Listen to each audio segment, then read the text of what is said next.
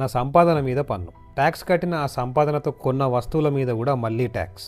ఆ వస్తువుని మళ్ళీ అమ్మితే దానిపైన కూడా ట్యాక్స్. ఇంతకీ నేను ఎవరి కోసం బతుకుతున్నాను? నా కుటుంబం కోసమా, ప్రభుత్వం కోసమా? నేను భారతదేశ పౌరుణ్ణి, కానీ నా శ్వాస మీద కూడా పన్ను వేస్తారేమో అనిపిస్తోంది ప్రభుత్వం తీరు చూస్తుంటే. ఇక టాపిక్లోకి వెళ్తే, మీ జీతం తీసుకునే రోజు మొదలై మీరు చనిపోయేంత వరకు ప్రతిరోజు ట్యాక్స్. జీతం రాగానే ట్యాక్స్ కట్ చేసుకుంటారు.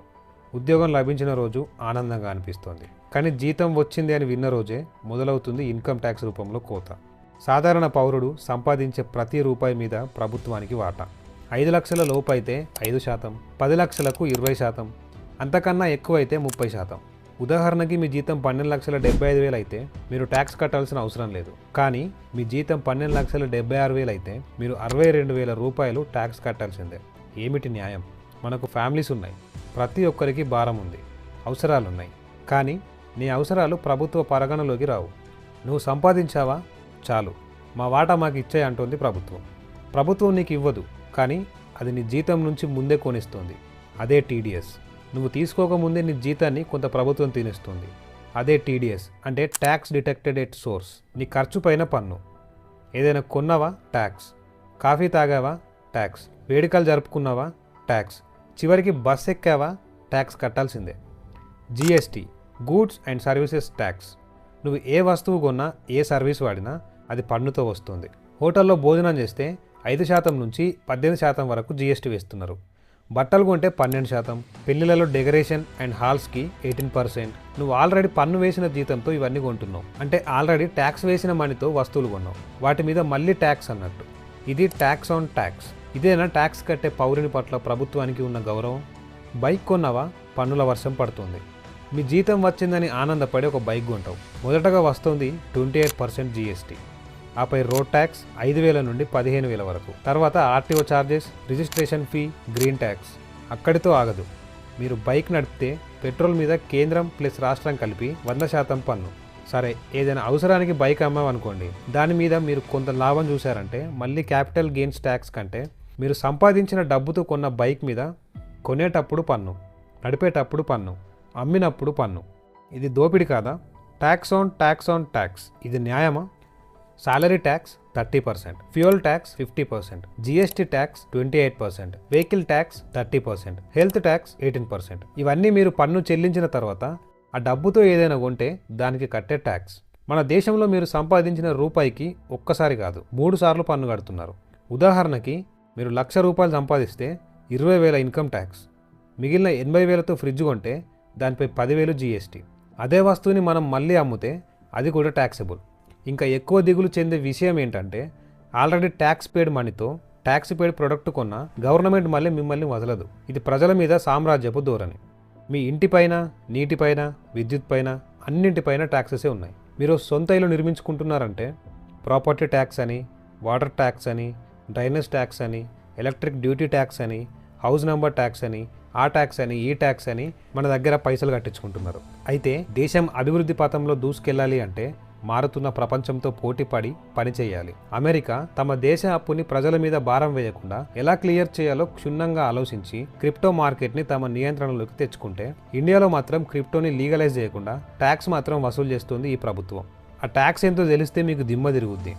Crypto trade tax 18%, profit gains మీద 30%, టీడీఎస్ 1%. చివరికి మనం చిన్న చూపు చూసే పాకిస్తాన్ కూడా 2025లో సంచలనంగా స్ట్రాటజిక్ బిట్కాయిన్ రిజర్వ్స్ ప్రకటించి ప్రపంచాన్ని ఆశ్చర్యానికి గురి చేసింది. మే 28, 2025 బిట్కాయిన్ 2025 సదస్సులో బిలాల్ బిన్ సాకిబ్ అనే పాకిస్తాన్ ప్రత్యేక ప్రభుత్వ ప్రతినిధి పాకిస్తాన్ క్రిప్టో కౌన్సిల్ తరపున మాట్లాడుతూ ఇలా అన్నాడు: పాకిస్తాన్ ప్రభుత్వం తమ సొంత బిట్కాయిన్ వాలెట్ని సృష్టించుతోంది. దీని ఒక స్ట్రాటజిక్ బిట్కాయిన్ రిజర్వ్గా పరిగణిస్తాము.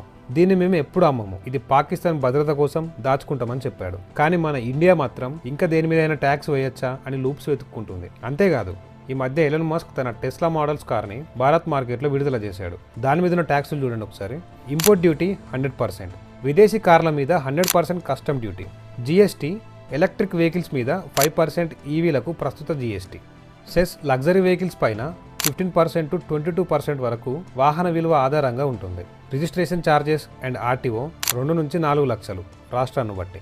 ఇన్సూరెన్స్ 2 లక్షల నుంచి 3 లక్షలు కంపల్సరీ. బేస్ ప్రైస్ అంటే కార్ అసలు విలువ 40 లక్షలు అయితే ఇంపోర్ట్ డ్యూటీ 100%, అంటే 40 లక్షలు. జిఎస్టీ 5%, 4 లక్షలు. సెస్ 6 లక్షల నుండి 8 లక్షలు. రిజిస్ట్రేషన్ ప్లస్ రోడ్ ట్యాక్స్ రూపంలో 3 లక్షలు. ఇన్సూరెన్స్ 2 లక్షలతో కలుపుకొని మొత్తం ఆన్రోడ్ ప్రైస్ వచ్చేసి అక్షరాల 95 లక్షల నుండి 1,05,00,000. అంటే కార్ 40 లక్షలకు అయితే ట్యాక్స్ 60 లక్షలు. ఇప్పుడు కొంతమంది వచ్చి చెప్పొచ్చు, టెస్లాకి ఇక్కడ మ్యానుఫ్యాక్చరింగ్ ప్లాంట్ లేదు, అందుకే ట్యాక్స్ ఎక్కువ అని. మ్యానుఫ్యాక్చరింగ్ యూనిట్ లేకపోతే మార్కెట్లోకి విడుదల చేయకుండా రూల్స్ మార్చుకోండి, అంతేకాని ప్రజలను ఇబ్బంది పెట్టొద్దు. ఇక పెట్రోల్ విషయానికి వస్తే మన పక్క దేశం భూటాన్లో పెట్రోల్ ధరలు చాలా తక్కువ. భూటాన్లో పెట్రోల్ ధరలు ఇండియాతో పోలిస్తే చాలా అంటే చాలా తక్కువ ఉంటాయి. ఉదాహరణకి భూటాన్లో పెట్రోల్ ధర సుమారు 60 నుండి 65 రూపాయలకు లీటర్ ఉంటే అదే సమయంలో ఇండియాలో 95 నుండి 110 రూపాయలకు లీటర్ దాకా ఉంది. ఇక్కడ గమనించాల్సిన విషయం ఏంటంటే భూటాన్కి పెట్రోల్ ఎగుమతి చేసేది మన ఇండియానే. అలాగే భూటాన్కి భారత ప్రభుత్వం సబ్సిడీ పెట్రోల్ సరఫరా చేస్తోంది. మరి అదే సబ్సిడీ పేద ప్రజలకు మన ప్రభుత్వం ఎందుకు ఇవ్వట్లేదో ప్రభుత్వానికి తెలియాలి. కోటీశ్వరులు ధరించే వజ్రాల మీద గరిష్టంగా 5% ట్యాక్స్ ఉంటుంది. అదే సామాన్య మానవుడు పాప్కార్న్ తింటే 28% ట్యాక్స్. ఇది కదా దోపిడీకి నిలువెత్తు నిదర్శనం అంటే. మీ ఇంట్లో మీరు వాడే గాలి ఉచితం కాదు, మీ ఫ్యాన్ తిరిగితే విద్యుత్తులో పన్ను, మీ నీళ్ల బిల్లుల్లో ట్యాక్స్.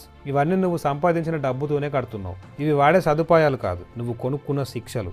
ఇన్ని ట్యాక్సులు కట్టాక కూడా మనకు సర్వీస్ ప్రాపర్గా అందుతుందా అంటే అది కూడా లేదు. Actually we're paying taxes like London, getting services like Bangladesh అని సోషల్ మీడియాలో ఊరికే అనలేదు. సేవలు మాత్రం ఇలా ఉన్నాయి. మరి నా పన్ను ఎక్కడికి వెళ్ళింది అంటే మన దేశం మొత్తం ప్రజలు పన్నుల భారం మోస్తుంటే రోడ్ల మీద గుంతలే గుంతలు. విద్యుత్ ఎప్పుడు వస్తుందో ఎప్పుడు పోతుందో కూడా తెలియని పరిస్థితిలో ఉన్నాం. ప్రభుత్వ ఆసుపత్రుల్లో సరిపడ మందులు లేవు. ఇక విద్యా విషయానికి వస్తే ప్రభుత్వ పాఠశాలలు మూసేసే పరిస్థితి ఉంది. మరి మనం కట్టే ట్యాక్స్తో ఏం చేస్తున్నారు? విదేశీ పర్యటనలుగా, కాంట్రాక్టర్ల కమిషన్లుగా, లంచాలగా.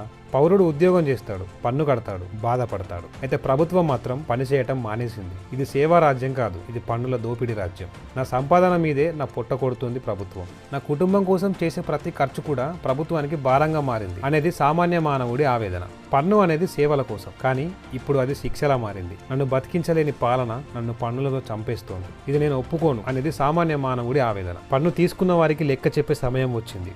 యాజ్ అన్ ఇండియన్ పన్ను చెల్లించడం మన బాధ్యత, కానీ దాన్ని వాడే విధానం మీద ప్రశ్నించడం ఒక సాధారణ పౌరుని హక్కు. జై హింద్, భారత్ మాతాకి జై.